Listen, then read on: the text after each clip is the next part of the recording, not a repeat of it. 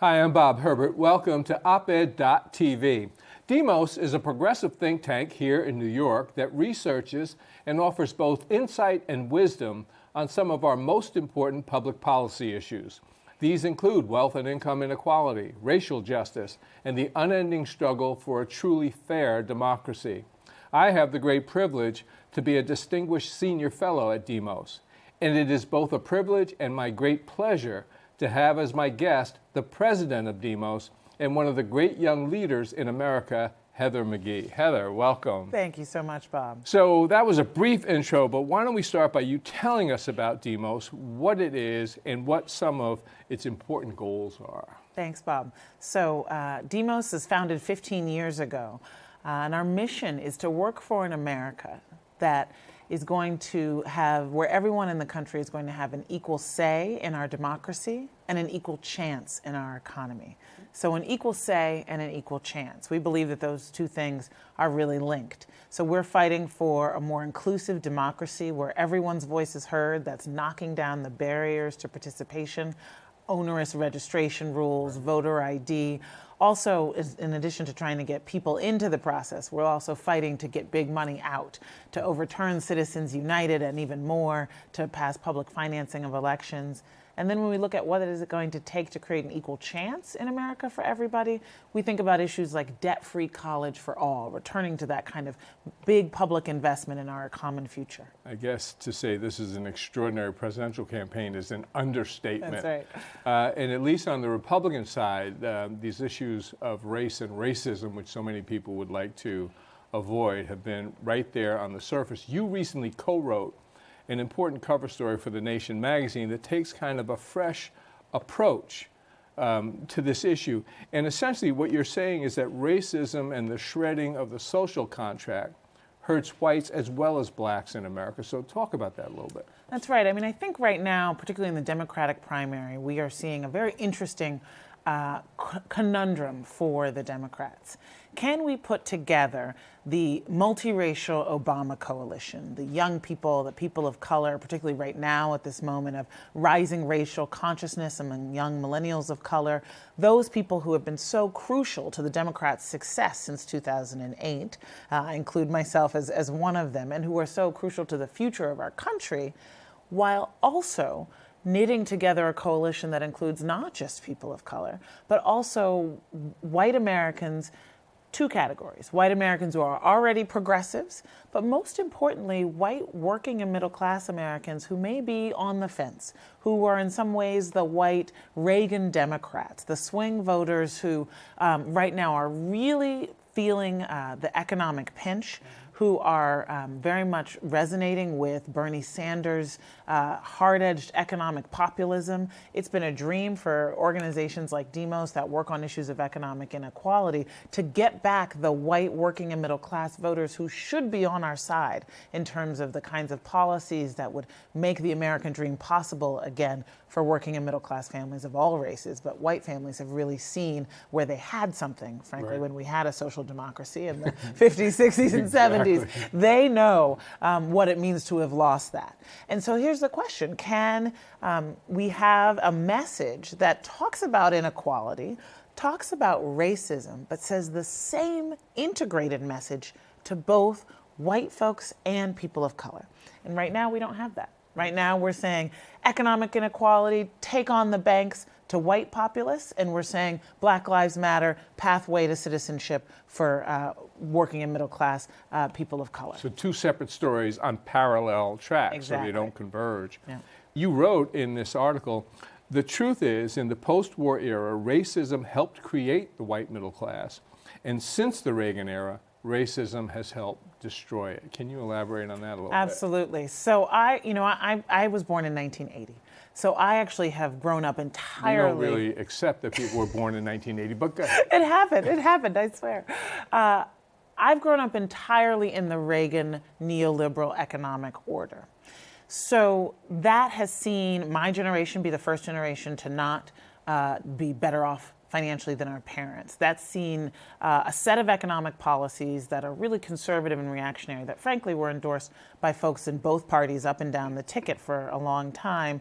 That was, anti-worker trade policies, siphoning off of tax revenue through massive tax cuts and as well little tax cuts at the state level, disinvestment from public infrastructure, including college, just a failure to update our public policies for how we live now by having portable health care until 2009, by having child care because parents are really working. So that entire economic order, which really just frankly says, you're on your own, and we don't want to sort of invest in our common future and our common well-being.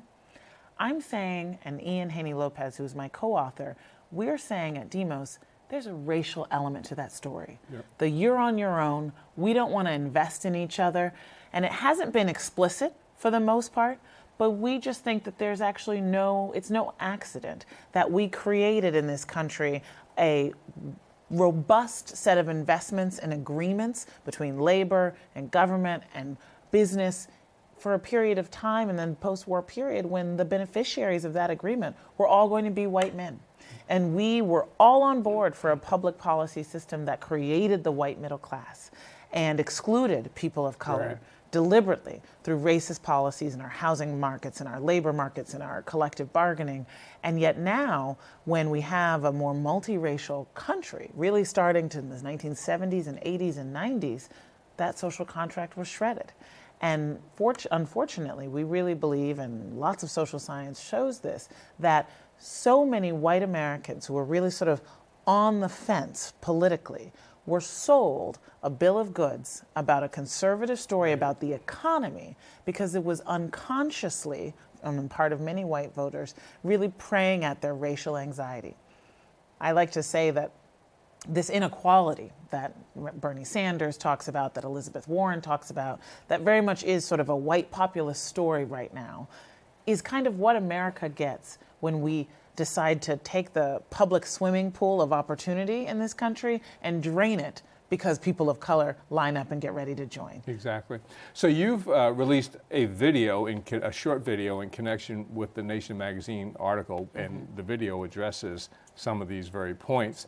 So we're going to show a short clip from that video now.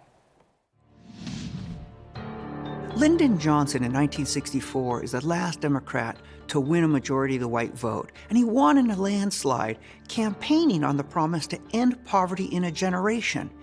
And yet, at the same time, racial anxiety is rising in the South because of the civil rights movement. Conservatives sense that they can use racial appeals as a way to win votes. And just 8 years later, Richard Nixon wins in an even bigger landslide, dog whistling about law and order and the silent majority. And then Ronald Reagan brings it home. You start out in 1954 by saying nigger, nigger, nigger.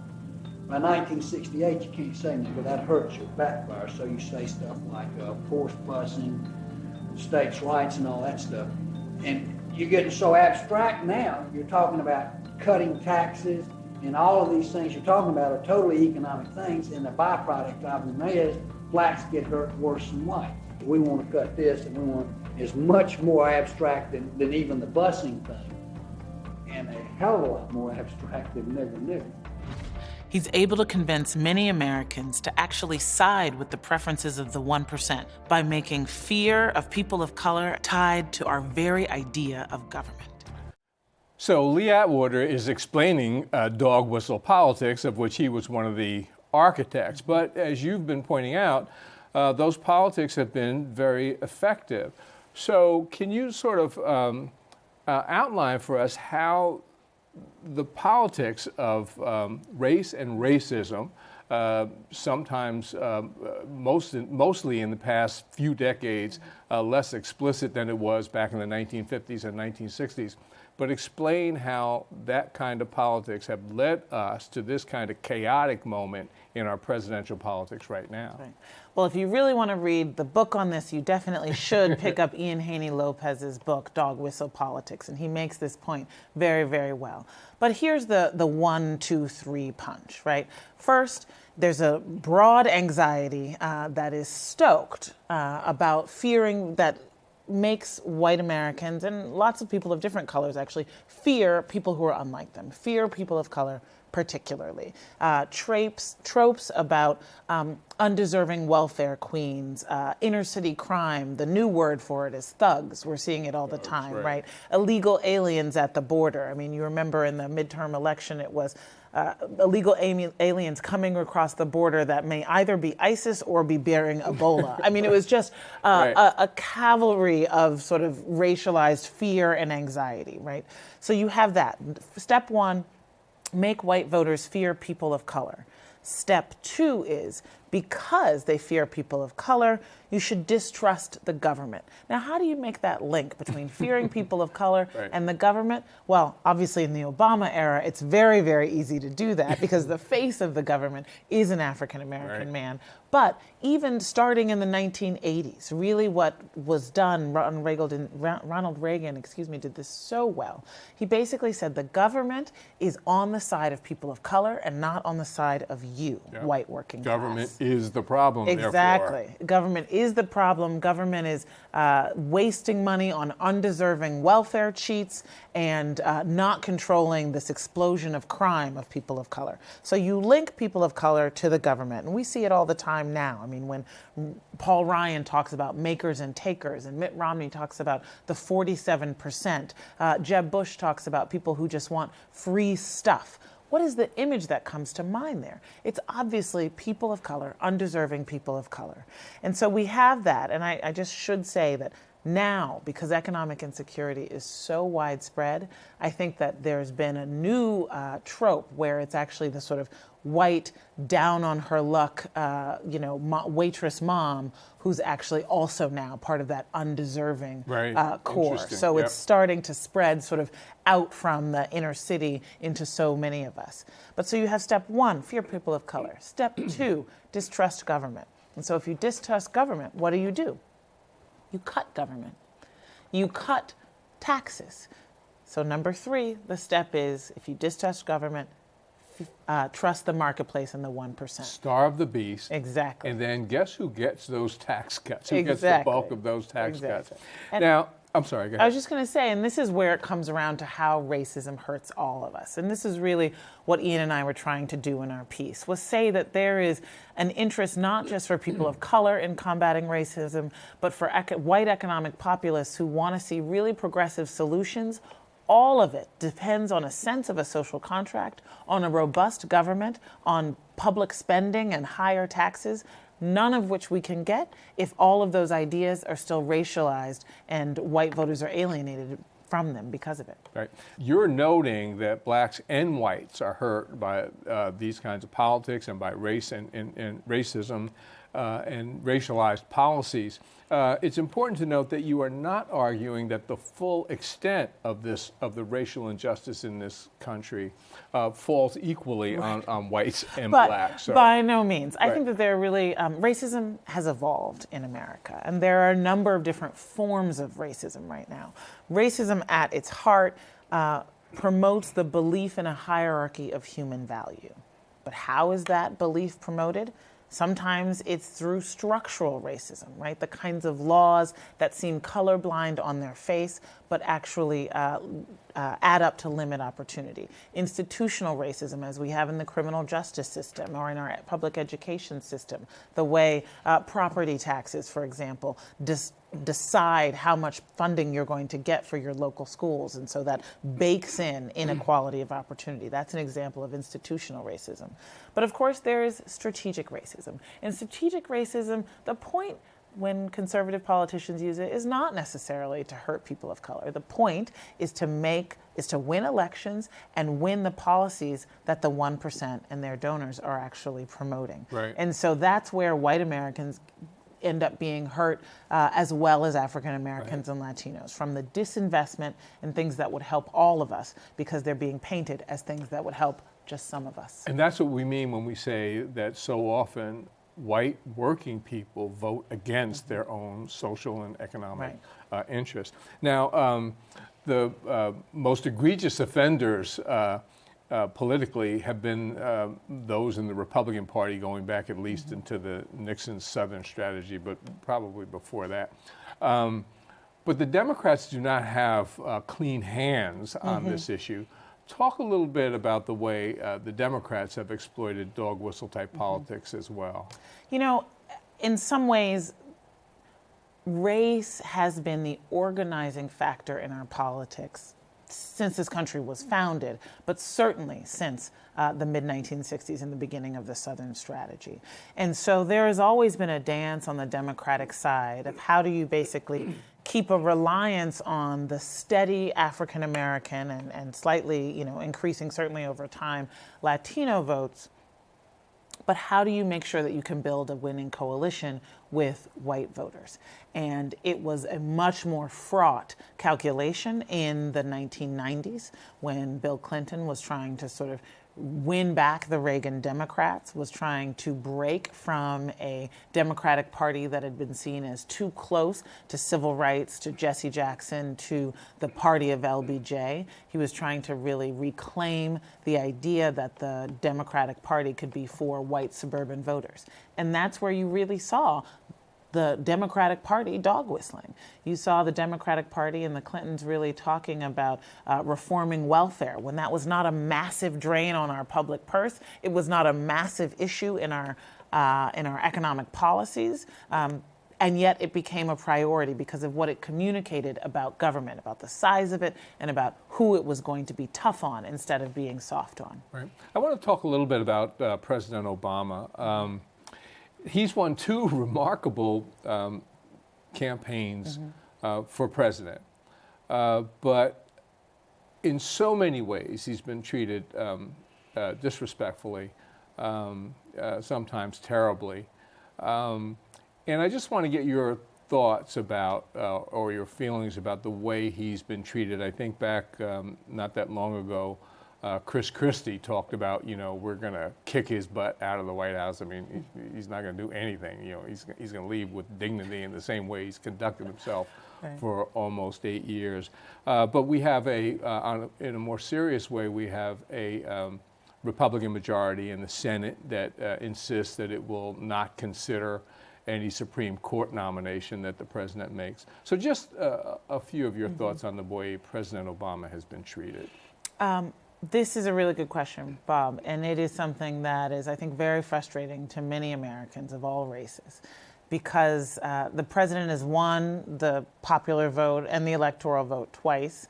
Republicans have won very few presidential electoral votes of the past 6. Right. They have won maybe one, I think it's actually the case. And yet, from the beginning, the right has tried to present this president as illegitimate, from claims of voter fraud to the birtherism piece, to just basically not allowing him to govern for 6 of his 8 years. I will say that I think history will look back and show that in the 2 years that President Obama had to really legislate his agenda, he accomplished more than most presidents of both parties have accomplished in 2 terms. Recovering the economy from the brink of collapse, moving from hundreds of thousands and in fact millions of jobs being lost every month to continuous job growth. Reforming the credit card companies, little known piece of legislation that has saved consumers over $50 billion in fees alone. That was in 2009. Of course, the Dodd-Frank Wall Street Reform and Consumer Protection Act that put Elizabeth Warren's Consumer Financial Protection Bureau on the beat. Oh, and this little thing called healthcare reform, ending Don't Ask, Don't Tell. I mean, these are signature, massive achievements that moved us in the right direction. I mean, you compare the previous Democratic president who, did in fact preside over great job growth, but also the big signature achievements were a free trade pact that has cost millions of jobs, welfare reform that makes millions more Americans who are in poverty not able to have any kind of cash assistance. We saw the really powerful impact of that during the Great Recession, exactly, when people desperately needed the welfare benefits that they would have had. Yeah, and all they could rely on was food stamps. Yeah. Because we no longer have the idea in this country anymore that if you fall into great privation, that there is some amount of cash that you could have to help you get through that hard time. Right. So you mentioned these accomplishments of President Obama, and I'd just like to point out that these accomplishments occurred after he took office, being dealt one of the harshest hands you could imagine a president being dealt at all. We were almost in a depression. The auto industry was going to be destroyed. The banking industry was in a state of collapse.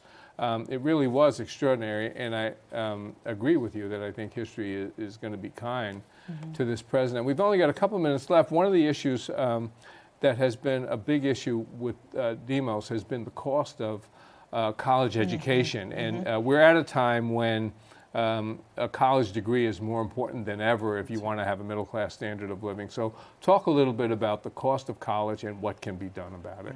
This is actually one of those issues that we think is really tied to this dog whistle politics. This is a great example of how the right has been able to mainstream massive cuts at the state level to public investments. And that hasn't just hurt people of color by any means. It has directly contributed to the rise in the cost of college. So debt-free public college, which we're fighting for right now, used to exist in America. It existed when I was a young man. Exactly. And it existed not because college was somehow free, teaching people was free. It was because the public paid for it.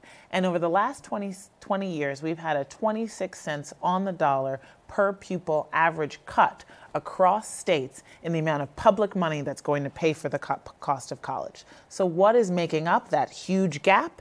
Private costs, individuals paying tuition that they're borrowing for, and a lot of people are doing well under this system. The banks are doing well, they're profiting. Wealthy people who don't have to pay as much in state taxes are doing well. But of course, students of all races, and particularly white students who are still the majority of people who go to college today, are suffering. And if we had a better politics in this country that was willing to sort of overcome the idea that the public is something to be suspicious of when the public isn't a homogenous body, we would have more public support for higher taxes at the state level, higher investments so that we could all share the cost for something that benefits all of us, which is a well-educated citizenry. You and Ian Haney Lopez, in your article, wrote, "Fostering solidarity across racial divisions is the single greatest challenge America faces in uniting the 99%. How optimistic are you that this challenge can be met and overcome? I'm really optimistic because I think that we are right now in this country exiting the denial phase. The incredible loss of black life, the crisis of deportation, and of course the vitriol of the Trump campaign are making us as a country emerge from a slumber in which we thought we could be post-racial and could have a colorblind approach to politics and policymaking. Once we start having the conversation and really facing the fact that we as a country are a multiracial democracy, and that's difficult, but it's also our greatest asset as a people, we can move forward together. But if we're not talking about it, if we're not recognizing that our differences are in fact what make us stronger, then we are never going to be able to make progress. On that note, thank you so much, Heather McGhee, President of Demos. We'll be back in a moment with a final word.